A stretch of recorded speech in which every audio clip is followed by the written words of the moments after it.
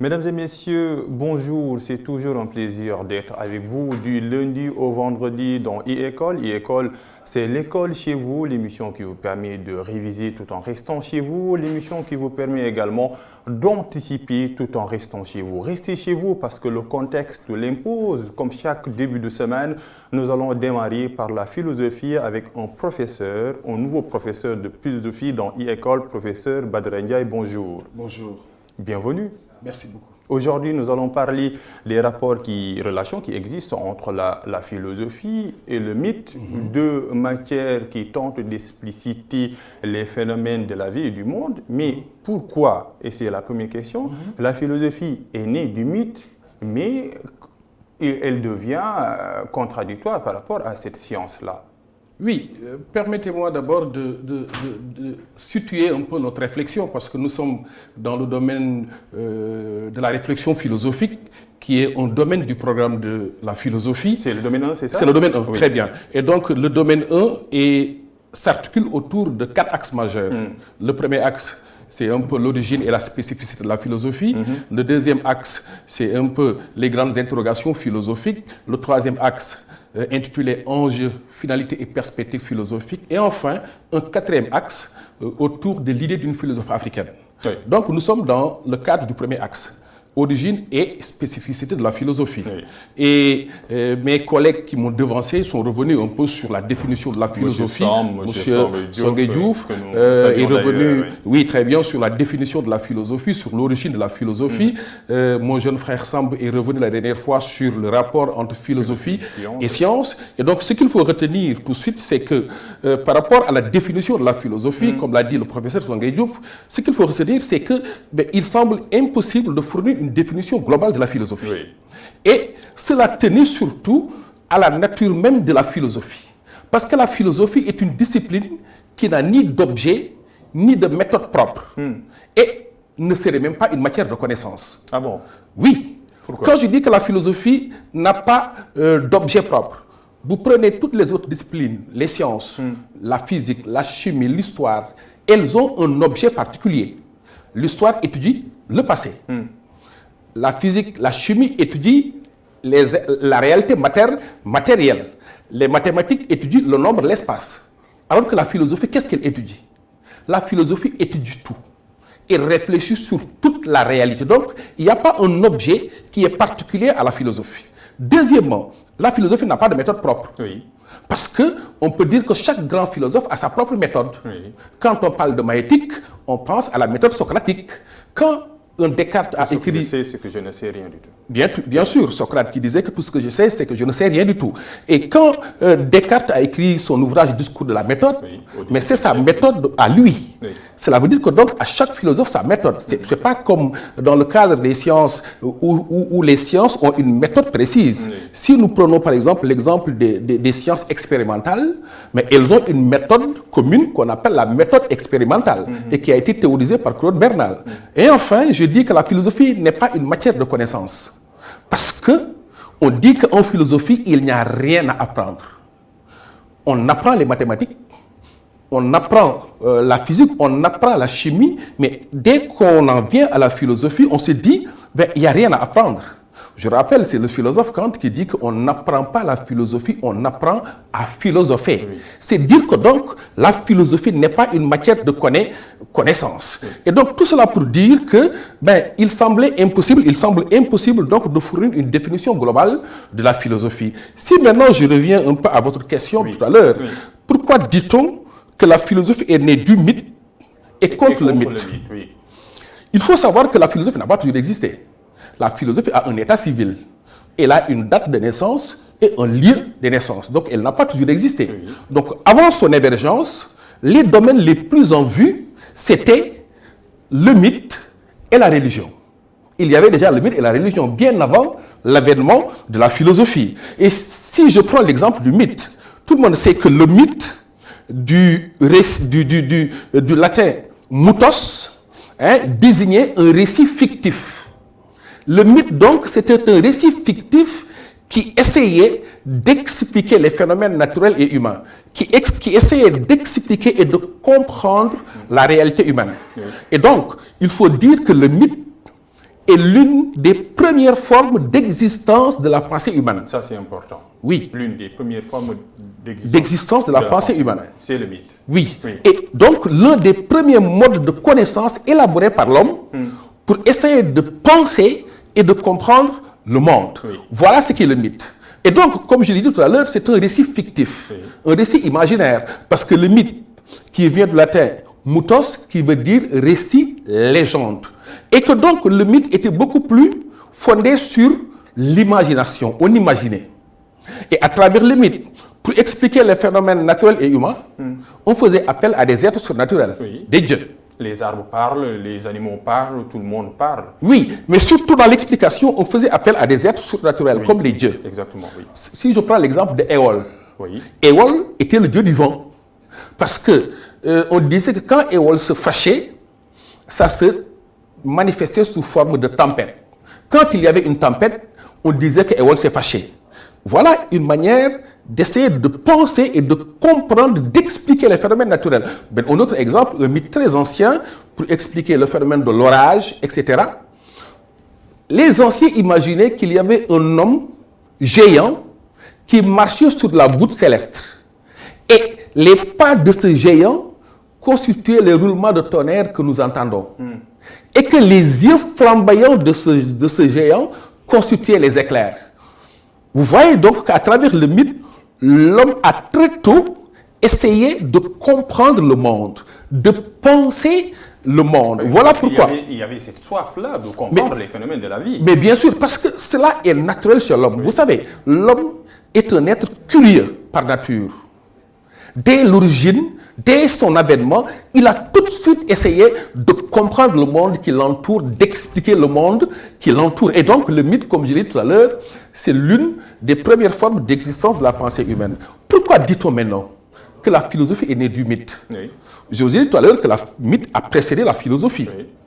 Mais à travers le mythe, on retrouve le même désir de connaissance, comme ce que vous disiez tout à l'heure. À travers le mythe, on retrouve chez l'homme sa soif de connaître, sa soif de comprendre. Oui. Et que donc, voilà pourquoi quelqu'un comme Aristote, un philosophe, disait que c'est l'étonnement qui poussa les premiers philosophes aux spéculations philosophiques.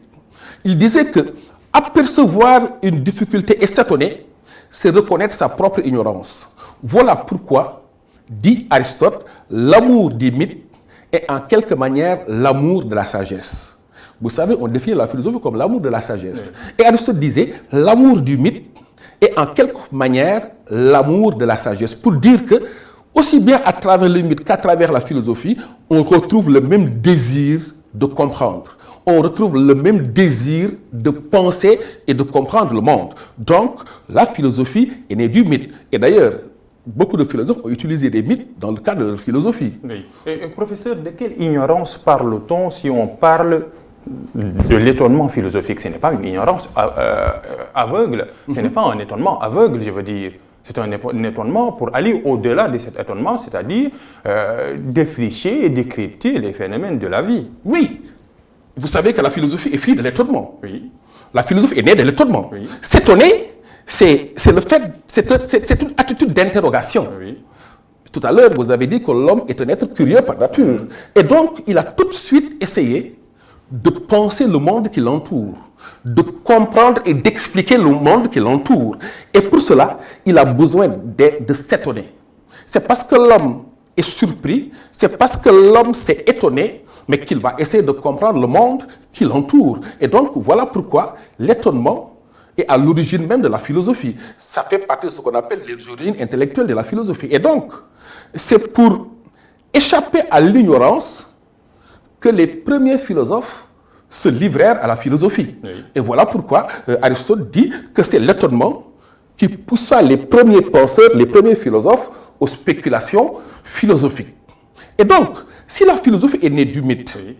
Je parlais de Platon qui a utilisé le mythe à travers la philosophie, oui. À travers ce qu'on appelle le mythe de la caverne. Oui. Et donc, il utilise le mythe, même si le mythe n'était pas une vérité, mais le mythe permettait à Platon de transmettre, de véhiculer ses idées, de se faire comprendre. Et donc, la philosophie va naître du mythe, mais elle va surtout naître contre le mythe.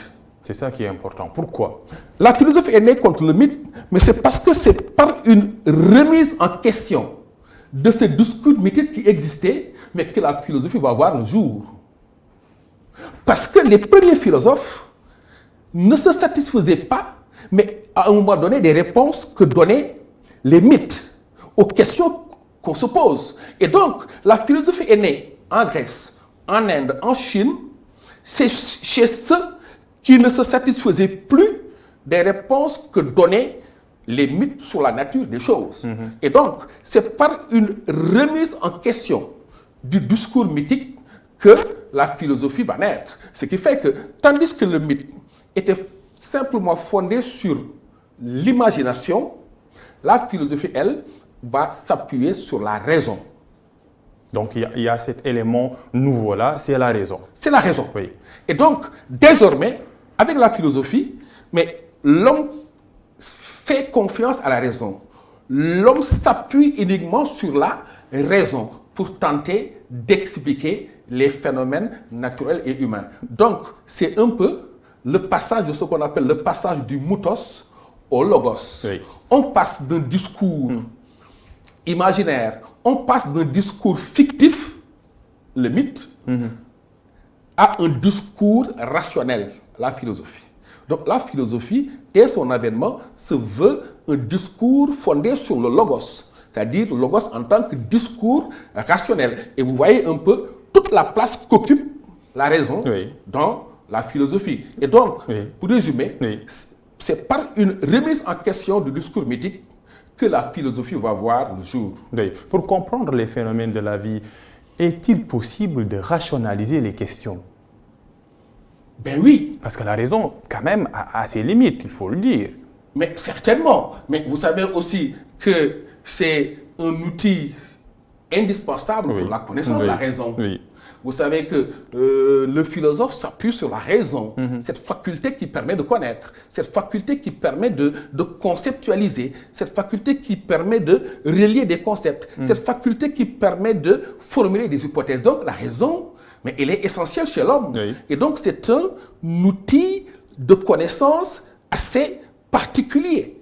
Et voilà pourquoi la philosophie va reposer sur la raison, mais la science, plus tard, va aussi s'appuyer sur la raison. Oui. Et donc, c'est un moyen de connaissance assez particulier, même si je reconnais, mais qu'il n'est pas le seul moyen de connaissance que nous disposons. L'homme a d'autres moyens de connaissance. D'ailleurs, quand nous reviendrons un peu sur le rapport entre philosophie et religion, nous verrons que la raison a ses limites. C'est Pascal qui disait mais que le cœur a ses raisons que la raison ignore. Oui. Et donc, pour résumer, la philosophie est née du mythe et contre le mythe. Elle est née contre le mythe parce que c'est en remettant en question ce discours mythique uniquement fondé sur l'imagination que la philosophie va voir le jour. Est-il possible de les réconcilier? Réconcilier? Le mythe et la philosophie. Mais d'une certaine manière, réconcilier mythe et philosophie, mais à condition de donner au mythe la place qu'il peut occuper en philosophie. Tout à l'heure, je vous ai raconté Platon, disciple de Socrate. Oui. Il a utilisé le mythe dans sa philosophie. Je vous ai parlé du mythe de la caverne dans la République. Oui. Parce que vous n'êtes pas sans savoir que chez Platon, il y avait deux mondes, le monde sensible et le monde intelligible. Le monde sensible, c'est le monde des erreurs, c'est le monde des illusions. Alors que le monde intelligible, c'est le monde de la vérité, c'est le monde des essences, c'est le monde des idées. Et que donc, pour accéder à la vérité, l'homme doit quitter le monde sensible pour aller vers le monde intelligible. Et donc, à travers le mythe de la caverne, il montre comment l'homme peut passer de l'ignorance mais à la connaissance. En passant du monde sensible vers le monde intelligible. Et donc, réconcilier philosophie et mythe, c'est tout simplement peut-être redonner au mythe la place qu'il peut occuper dans la philosophie. Mais quand même, il faut dire que la philosophie n'est pas le mythe, la philosophie est différente du mythe, et que la philosophie d'ailleurs va s'opposer au mythe, parce qu'il y a beaucoup de choses qui vont opposer la philosophie du mythe. Je vous ai dit que le mythe repose sur l'imagination. Parce que mythe, du latin, Mythos, qui veut dire récit imaginaire. Et donc, à travers le tableau que je vous propose, vous voyez que je fais une comparaison entre philosophie et mythe. Je dis que la philosophie est née du mythe et contre le mythe. Et donc, si je fais une comparaison entre philosophie et mythe, le mythe vient du mythos, qui veut dire récit fictif, légende. Alors que la philosophie, elle, s'appuie sur le logos. Le logos, c'est le discours rationnel. Autre différence entre philosophie et mythe, le mythe est impersonnel, parce que c'est une croyance collective, alors que tout le monde sait que la philosophie, elle est personnelle. C'est une différence entre philosophie et mythe. Autre différence, le mythe repose sur l'imagination, parce qu'on imagine pour essayer de comprendre le monde, pour essayer d'expliquer la réalité, alors que en philosophie, on s'appuie uniquement sur la raison. C'est une différence. Autre différence entre mythe et philosophie, mais à travers le mythe essaie d'apaiser la curiosité de l'homme. Parce que l'homme est un être curieux par nature. Et ce que fait le mythe, c'est qu'il essaie d'apaiser la curiosité. En quoi faisant? En apportant des réponses aux questions que l'homme se pose. Alors que la philosophie, elle suscite l'inquiétude. C'est une différence fondamentale entre le mythe et la philosophie. Autre différence entre philosophie et mythe, le mythe est cru de façon dogmatique par les membres d'un groupe. C'est comme la religion, d'une certaine manière. Alors que la philosophie décline tout dogmatisme. On dit que la philosophie, elle est anti-dogmatique. Les allergiques même au dogmatisme. Très allergiques, elle se trahit elle-même quand elle dégénère en dogmatisme. Et enfin, autre différence entre mythe et philosophie, le mythe a un caractère ésotérique et surnaturel. Caractère ésotérique parce que le mythe fait intervenir des forces occultes. Et quelque part, ce qui faisait que le mythe n'était pas accessible à tous. Donc le mythe avait un caractère ésotérique et surnaturel. Tandis que tout le monde sait que la philosophie est une quête, mais une quête dont nul n'est a priori exclu. Pour montrer un peu la différence qu'il y a entre mythe et philosophie. Un tableau récapitulatif qui permet un peu aux élèves de comprendre les différences qui existent entre le mythe et la philosophie de matière qui tentent d'expliquer les phénomènes de la vie, mais avec des méthodes différentes. Professeur, il nous reste peu de temps, nous allons parler un peu des précurseurs de la philosophie. Quels sont ces précurseurs-là? Ça, c'est un domaine historique, on va remonter dans l'histoire. Bien sûr, parce que les précurseurs de la philosophie, en tout cas, ceux qui sont à l'origine de cette nouvelle manière de penser qu'est la philosophie, ce que vous appelez les précurseurs, les premiers sont apparus dans l'école de Milet. Milet, comme vous savez, c'est une cité de l'Ionie, une colonie grecque qui se trouvait en Asie mineure, Milet. Et dans Milet, il y avait une école. C'est la toute première école de philosophie que nous connaissons. Et dans cette école, l'école de Milet, la philosophie est représentée par le mathématicien Thalès et ses disciples, comme Anaximandre et Anaximène. Donc voilà ce qu'on appelle les présocratiques, parmi les présocratiques. Et donc, ce qu'il faut dire, que les premiers philosophes vont essayer de trouver des causes naturelles à des phénomènes naturels. Parce qu'à travers le mythe, pour expliquer des phénomènes naturels, on faisait appel à des causes surnaturelles. Désormais, avec ces tout premiers philosophes, qu'on appelle les philosophes de la nature, ils vont chercher des causes naturelles à des phénomènes naturels. Si je prends l'exemple de Thalès et de ses disciples Anaximandre et Anaximène, on les appelait les philosophes de la nature. Pourquoi philosophes de la nature? Parce qu'ils s'interrogeaient à la nature et aux phénomènes naturels. Particulièrement, pour eux, une question qui les intéressait, la question de l'origine du monde. Et ils ont essayé, avec uniquement comme instrument la raison, de comprendre et de traiter de cette question de l'origine du monde. Et Thalès et ses disciples imaginaient qu'il y avait une substance unique à l'origine du monde. Mais chacun des trois en admettait une différente. Thalès pensait que c'était l'eau qui est à l'origine du monde. Anaximandre pensait que c'était l'infini, alors que pour Anaximène, c'est l'air qui est à l'origine du monde. Ce qu'il faut dire, c'est que ce n'est pas le résultat qui compte, mais la manière de procéder. C'est l'avènement de la pensée rationnelle. on essaie d'expliquer le monde sans pour autant faire appel à des dieux. Et ça, c'est une nouveauté. Donc, à travers ces précurseurs, j'ai parlé de Thalès, j'ai parlé de Anaximandre. Et nous sommes en Grèce, c'est ça. Nous sommes en Grèce. Oui. Et il y avait d'autres philosophes qu'on appelle parmi les présocratiques. Il y avait Parménide, il y avait Héraclite, mais qui discutaient sur la question du changement, parce qu'on observait des changements à partir de la nature. Et on ne comprend pas comment expliquer ces changements. Et Parménide, Héraclite s'occupait de ce genre de questions. Parménide disait que rien ne naît de rien, que tout ce qui existe a toujours existé, et que l'être est, que le non-être n'est pas. Ce qui n'est pas la vie d'Héraclite, qui dit que tout s'écoule, rien n'est éternel, fleuve, etc. Oui. On ne se baigne pas deux fois dans un même fleuve. Tout cool, oui. Et voilà des questions qui occupaient ces premiers philosophes. Il y en avait d'autres. On peut citer Empédocle, on peut citer quelqu'un comme Anaxagore, on peut citer l'un des derniers philosophes présocratiques, Démocrite. Chez Démocrite, vous savez qu'on retrouve dans ses grands traits cette théorie des atomes qui va être confirmée après plus de 20 siècles par la science moderne. Et donc, dès l'Antiquité, on retrouvait chez ces penseurs-là des connaissances scientifiques. D'ailleurs, ces premiers philosophes étaient considérés comme des scientifiques. C'était des physiciens, c'était des biologistes, c'était des mathématiciens. Et parce qu'à l'époque, philosophie et science n'étaient pas séparés, n'étaient pas encore séparés. Oui. Et philosophie et science, c'était synonyme, c'était la même chose. Et donc, voilà ce qu'on pourrait appeler les premiers philosophes, en tout cas les précurseurs de la philosophie, qu'on appelle aussi les présocratiques ou les philosophes de la nature. Pourquoi présocratiques? Parce que ce sont ces philosophes qui ont précédé Socrate. Vous savez que Socrate, quand il va arriver, il va être considéré, nombreux sont ceux qui considèrent comme Socrate comme le père fondateur de la philosophie. Parce que c'est Socrate qui va mettre l'homme, placer l'homme au cœur de la philosophie. Parce que la devise de Socrate, c'était de « mais connais-toi toi-même ». Avant d'essayer de connaître le monde, le phénomène naturel et autres, mais il faut d'abord se connaître.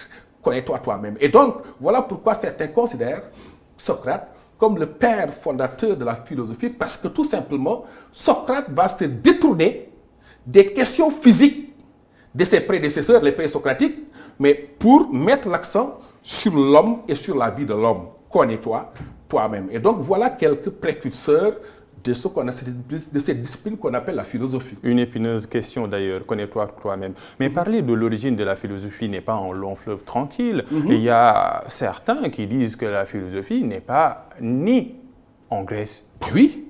Il y a cette divergence de vues. Oui. Et vous défendez quoi, vous? Mais moi, j'ai l'habitude de poser les différentes hypothèses. Parce que, surtout, on dit, dans le cadre de la pédagogie, mais il faut exposer les différentes hypothèses, donner les arguments de chaque hypothèse pour permettre à nos apprenants aussi de se positionner. Peut-être que je peux avoir ma position sur la question, mais ce n'est pas ce qui importe devant mes élèves. Exactement. Je leur dis carrément qu'en tout cas, l'hypothèse la plus répandue sur la question de l'origine de la philosophie, c'est l'hypothèse de l'origine grecque de la philosophie. Que la philosophie serait née en Grèce au 6e siècle avant Jésus-Christ. Donc c'est une hypothèse parmi tant d'autres. Il y a l'hypothèse de Cheikh Anta Diop. Oui, c'est ça. Avec ses arguments. Et qui soutient que la philosophie serait née en Afrique, en Égypte. Oui. Et donc, c'est aussi un argument très plausible. Mais l'essentiel, c'est de dire que la philosophie, en dernière instance, qu'il soit né en Grèce ou en Afrique, pour moi, ça importe peu. Ce qui est important, c'est que tout le monde sait que la philosophie est une quête dont nul n'est a priori exclu. La philosophie n'est pas le monopole de l'Occident ni de l'Orient. La philosophie est une quête dont nul n'est a priori exclu. Mais pour philosopher, il faut simplement être doué de cette faculté universelle qu'on appelle la raison. Elle n'a pas de frontières. Et voilà. Nous sommes tous doués de raison. Et la seule condition pour philosopher, c'est d'être un être rationnel. Et comme disait Descartes, le bon sens est la chose du monde la mieux partagée. Et donc, la philosophie, elle est universelle. Elle est universelle. Nul n'a le monopole de la philosophie. Oui. Nul n'a le monopole de la philosophie. Et c'est vrai que les premiers philosophes, ils ont voyagé en Égypte. Parce que si Cheikh Anta Diop dit que la philosophie est en Afrique, mais il a ses arguments. Exactement. Parce que l'Égypte a connu lors de la conférence et bien sûr. de Caire avec Obenga, etc. Eh bien, il n'a pas tort, je pense. En tout cas, c'est un argument très plausible. Mais l'essentiel, c'est de dire que la philosophie, mais elle est accessible à tous. Elle est accessible à tout homme, doué de raison. Parce que c'est simplement la condition. Mais pour philosopher, il faut être simplement doué de raison. Et que nous sommes tous doués de raison. Et donc, cela veut dire que nous sommes tous, en principe, capables de philosopher. Professeur, merci, c'est la fin de ce cours, mais nous allons continuer demain pour parler un peu des rapports qui existent entre la philosophie et la religion, un rapport contextualisé par le coronavirus, et c'est un rapport très actuel. Bien sûr, c'est ça. Bien sûr.